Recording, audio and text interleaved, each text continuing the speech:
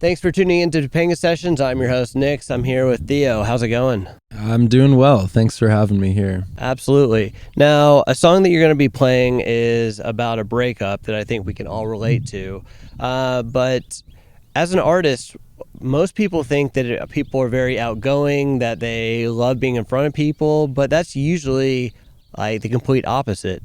And when you were young, you were a shy person, and then all of a sudden it just changed. Can you tell us a little bit about that? Yeah, I was like one of those kids that would wake up at like 5 a.m. playing with my Legos, and like my parents would get really angry because I'd Why would they get angry? Because I'd be rattling around and waking everyone up. And I was a quiet kid. I couldn't really talk to people very well, whether it was strangers or just like people at school. I think I was probably pretty annoying too. I mean, I don't really think it is as annoying. I really think language that we use is really powerful. You're just growing. Like everything's new. Yeah, I was growing, and I was a tiny little bud, and I was growing and growing. And then one day, my mom said, I think it was my mom. She said, like, "Why don't you talk to people? Why can't you talk to people?" And I remember looking in the mirror, and I was like, "Hey, stop now. You're going to talk to people, and you're going to dress cooler, and you're going to not play with Legos." And a couple of those things came true, but I did change. I really hope the that. Legos kept. Yeah, no, the Legos stuck. I still play. I mean, I don't play. I like create with Legos sometimes. Get those like sweet sets, Oh yeah, like the Star Wars set. It's definitely or a big trend. The like city block set with the like movie theater in it.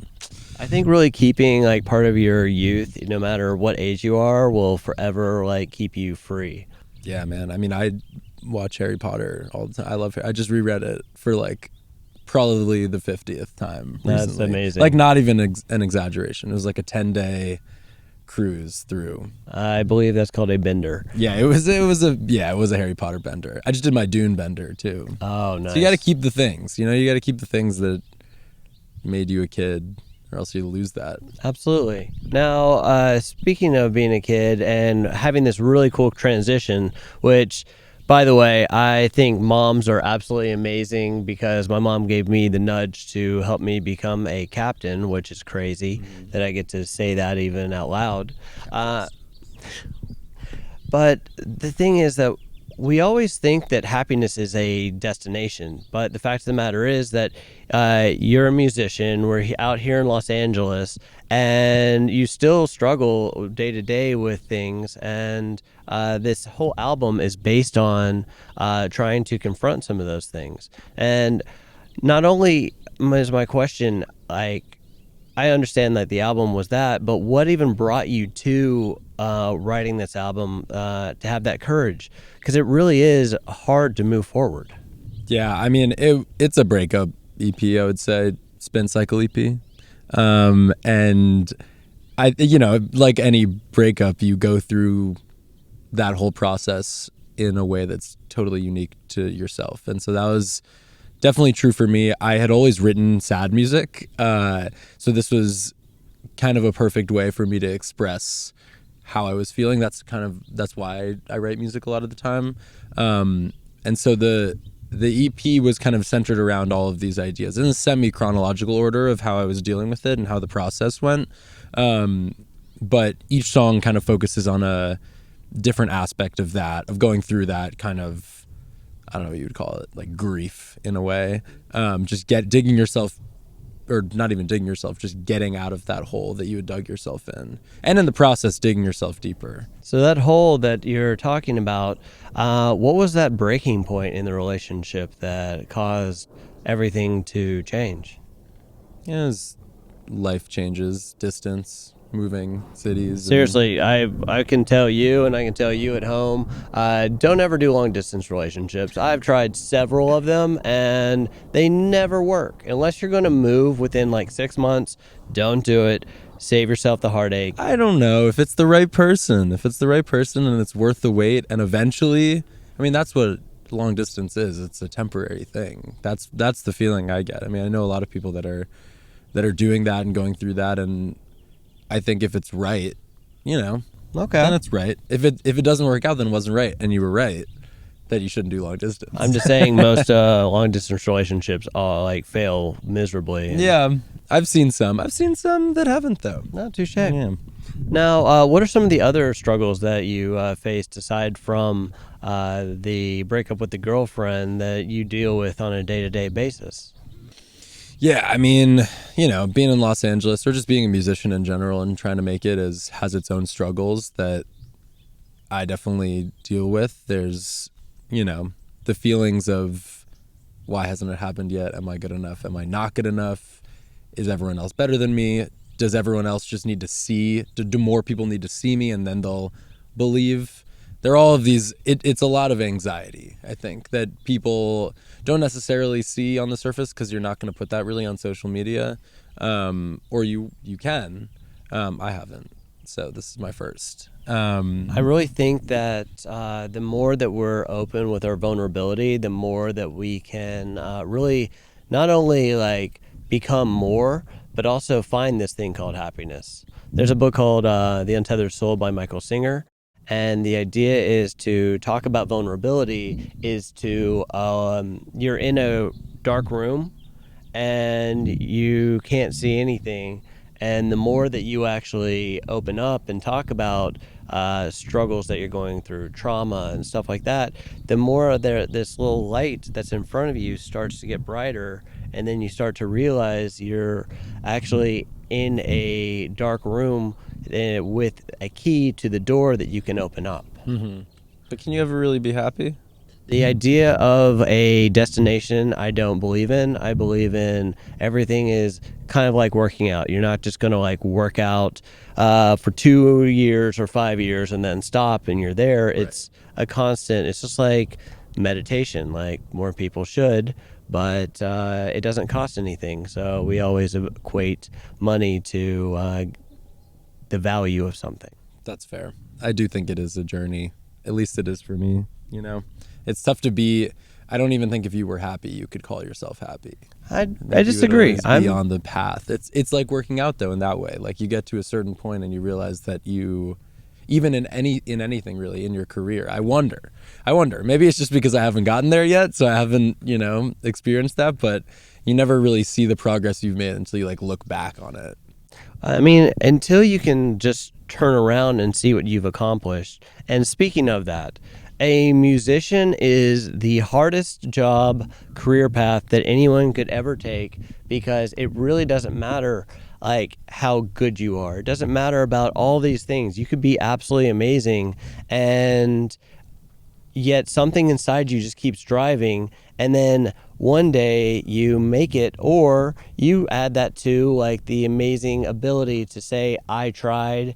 And as long as it's not based on I want to be rich and I want to be famous, then you've succeeded more than most people ever have, because you're doing something that you actually are passionate about, and most people don't even have a passion. Yeah, I mean, it's one of them. Being like an artist, or is one of the more tragic paths you can choose. Because I think it's beautiful. Sure, but also tragic, because if you fail, no one really cares, And I'm sure that's the same with a lot of other professions too. But at least that's how it feels a lot of the time. Is like, who's there to care when no one was there at all?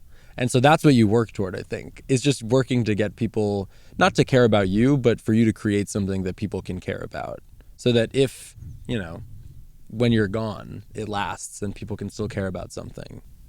I like how you said that, but I want to potentially show you a different way. Sure, show me a different way. So what I was saying a little bit earlier was I find that a lot of people do things for the money, that do things for, like, for instance, creating art is now called content, and that's just a terrible thing that's going on, where people aren't doing things for the love of it. Instead, they're doing it because they are trying to make money at it. And something that I think causes so many people to like lose faith so often is based on the fact that they're thinking that they're going to be rich and famous, and they're not. But what I'm trying to say is, even trying, even making the steps, even taking one step forward, taking two steps forward, and never being able to go past that is farther than more people in this world can ever do. And it's really sad that we are held back so much by the concept of actual making it instead of doing it because we want something beautiful in this world. I think that's fair. I don't know if I necessarily agree though, because I think I've got a few years on you too. that's fair. That's true. Maybe a couple more years of happiness, but I don't know. I think people make art because they want to. Whether it doesn't really matter to me the motivation behind that. And to me, there is actually a clear delineation between content and art. Whether the art sucks or whether it's the most beautiful thing in the world, it can't exist without the subsidiary complementary content that people create. And I've heard this, I know like this argument too, because people will say like the best musicians and artists of 200 years ago didn't have to spend their time making Instagram reels to promote their new single and getting 10,000 pre-saves before it comes out, but they were still using the tools of their time to get their shit out there. They had their benefactors. That's fair. They played their systems or they didn't, and they died nameless until someone discovered them later on. So that's why I think these days it's tough to sympathize with a gripe about content, because nothing else could, like the content creation, because I don't think that these things can exist in the ether. You still put them somewhere. If you were only making music for yourself or art for yourself, then that might be noble, but there's no point, because I think people deserve to hear it, and you want people to hear it. I'm not trying to say it's a level of just letting it, just create it to create it. I'm talking about just making a step forward, saying that like so many people are so scared to move forward in their lives, and no matter what that is, that it's just to even do this. Like take a step forward and actually really say, I'm going to try. Right. Oh, I think that's beautiful. And that's my favorite part about all of this, is that my least favorite part is the content creation. I think it sucks, but I think it's necessary.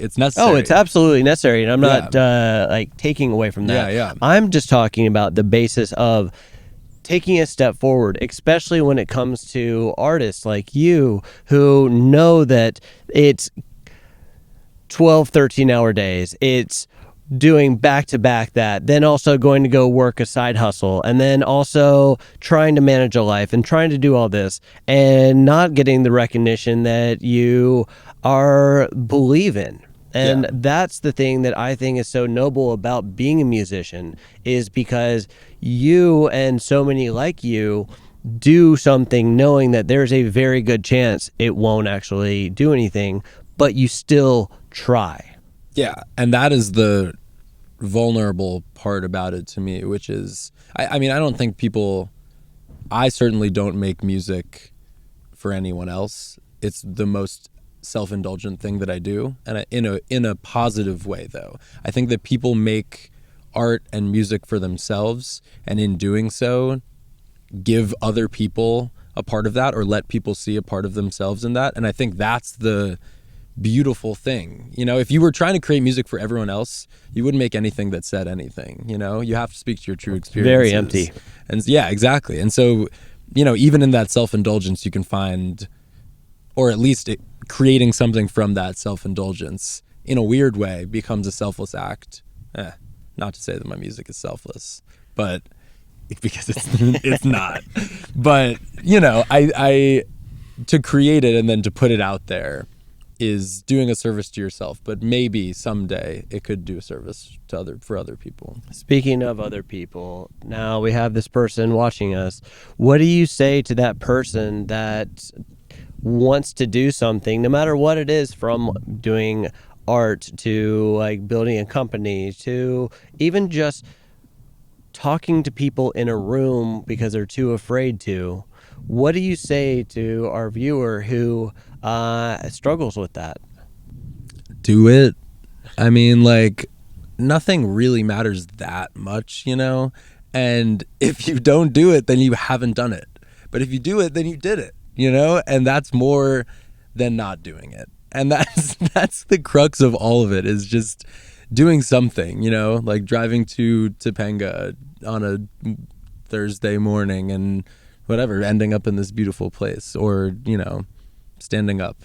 At least you did something. Better than doing nothing. Because then there's no point. But for some people, that is really hard. I've had 3 full-blown nervous breakdowns, and there were days that I couldn't even move forward, and it took time. So that's why I love doing this and love talking to people that make a step forward and do that, because sometimes you just feel like you can't. And the thing is that, as you just said, do it. It's so hard, but do it. It is scary and hard the first time, but as you said, do it. And it starts with the little things too, I don't like cooking, so I've been doing the frozen Trader Joe's meals. I think those are pretty much half would our recommend, right? Yeah, would totally. I'm sure you do it.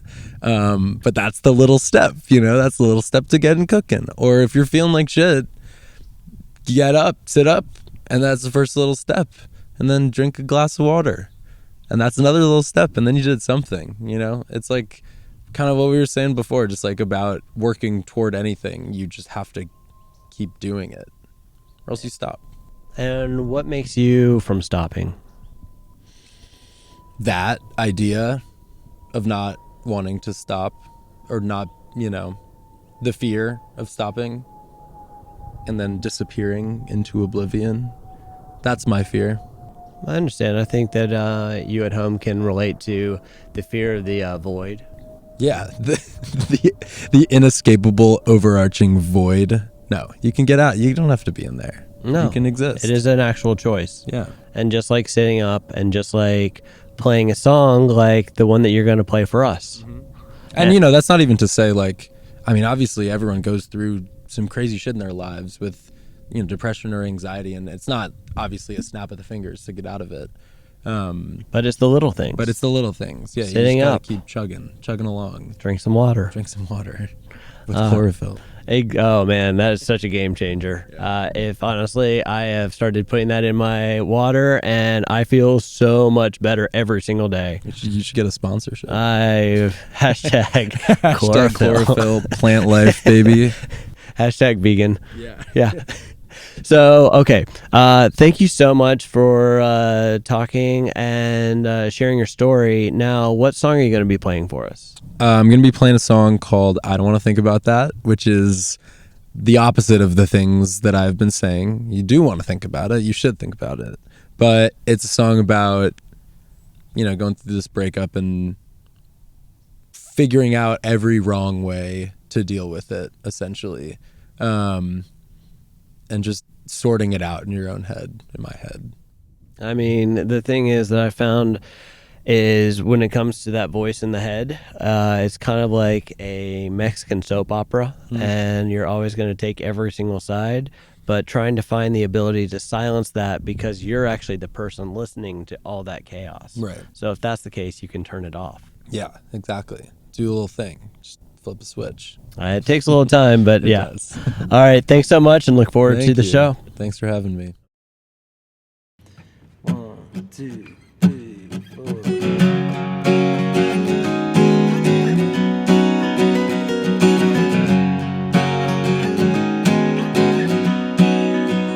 I left in a hurry. You went home to Missouri. Took the summer off to figure it out. So I built a couple chairs and I bleached my hair. I guess I'm really just a dumb blonde now. I'm self-destructive, I know, but that's the way that it goes when every night you're stuck in front of a screen. So I try cutting out beer as if somehow that would cheer me up, but I still can't quit the nicotine. Well, is it pain? The reason I knock myself out every night. And is it shame? The reason I can't make love 'cause it don't feel right. Am I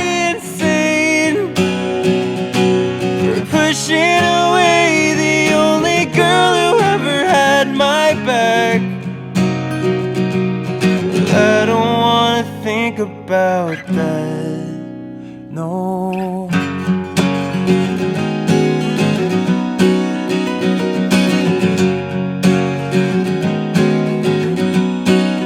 Well, last night I had a dream where it was just you and me, and I was playing you a song that I wrote.